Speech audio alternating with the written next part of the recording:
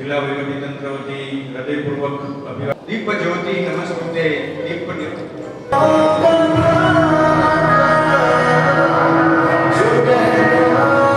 તમામ લોકોનું આ વન મહોત્સવના ભવ્ય કાર્યક્રમમાં આપ સૌનું સ્વાગત છે. માનનીય વડાપ્રધાન શ્રી દ્વારા જે ગવર્મેન્ટ ઓફ ઇન્ડિયાનું એક મિસ્ટ્રી પ્રોગ્રામનું ગયા વર્ષે એનું ઇનોગ્રેશન કરવામાં આવેલું હતું. એ પ્રોગ્રામ અંતર્ગત પણ મોરબી જિલ્લાનો સમાવેશ કરવામાં આવ્યો છે. આવો પેડ લગાવીએ હમ.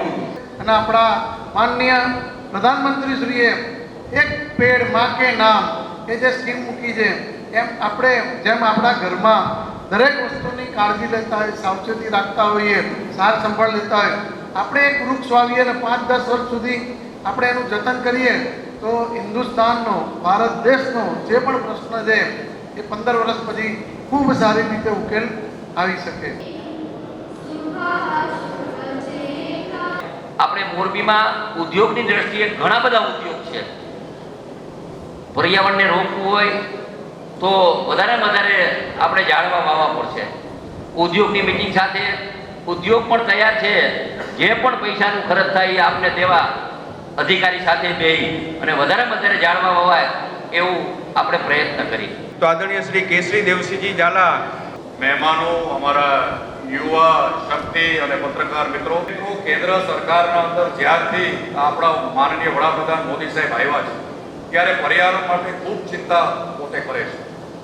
આવનારા સમયના અંદર સરકારની પણ યોજનાઓ છે કે જે પોલ્યુશન દોરાવતું એવું ફોસિલ ફ્યુલ, એટલે આપણે જેને સામાન્ય રીતે પેટ્રોલ, ડીઝલ, ઘાસ લેટ આ બધી વસ્તુમાંથી મુક્ત કરી અને રિન્યુએબલ એનર્જી તરફ લઈ જવા માટે સરકાર ખૂબ ચિંતા કરી રહી છે. આવનારા સમયના અંદર જે સરકાર આપણા માટે યોજના, હવે આપણે બધા જ આપણી જગ્યાએ રોપા ઉછેર સ્કીમ નર્સરીમાં એને રોપા ઉછેર પર્યાવરણના રક્ષણ માટે તમામ ફેરફારો હું મારા પરિવાર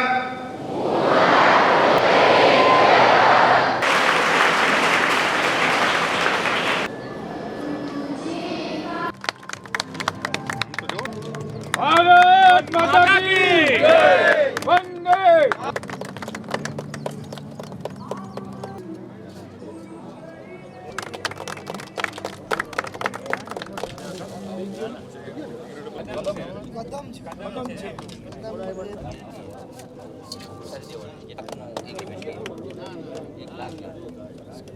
અમારા પ્રોજેક્ટ હા